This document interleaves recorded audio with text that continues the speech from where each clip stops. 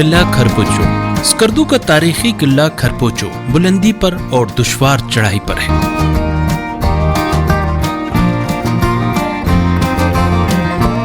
نیچے سے گزرتے ہوئے راجہ کی رانی کا محل بھی ہے جو قلعے سے کم بلندی پر ہے۔ اسے راجہ کی مغل ملکہ گل خاتون نے اپنی رہائش کے لیے کھرپوچو کے پہاڑ کے دامن میں دریائے سندھ کے کنارے ایک خوبصورت محل کی شکل میں تعمیر کیا تھا۔ اسے ملکہ کے نام مندوق گیلمو یعنی گل خاتون یا ملکہ پھول کی نسبت سے مندوق کھر یعنی پھول محل کا نام دیا گیا، جو اب عدم توجہی کا غم سینے سے لگائے اپنے ہی ڈھیر میں گم ہوتا جا رہا ہے۔ یہاں سے جب پہاڑی پر اوپر چڑھیں تو قلعوں کا راجہ یعنی کھرپوچو قلعہ اب بھی شان سے پہاڑی پر کھڑا ہے۔ اس تاریخی قلعے کو مقپون خاندان کے نامور راجہ بوخا مقپون نے بنوایا تھا۔ اسی راجہ نے اسکردو شہر بھی آباد کیا تھا۔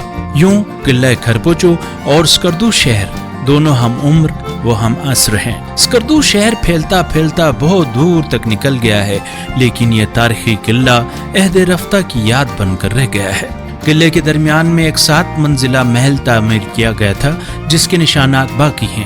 اس محل کے سامنے پانی کا حوض تھا جو ہمیشہ لبا بھرا رہتا تھا۔ خوراک ذخیرہ کرنے اور اسلحہ رکھنے کے لیے پہاڑ کاٹ کر کمرے بنائے گئے تھے۔ ایک مسجد بھی موجود تھی۔ سپاہیوں کے رہنے کے لیے بیرکیں اور زندان بھی یہاں موجود تھا۔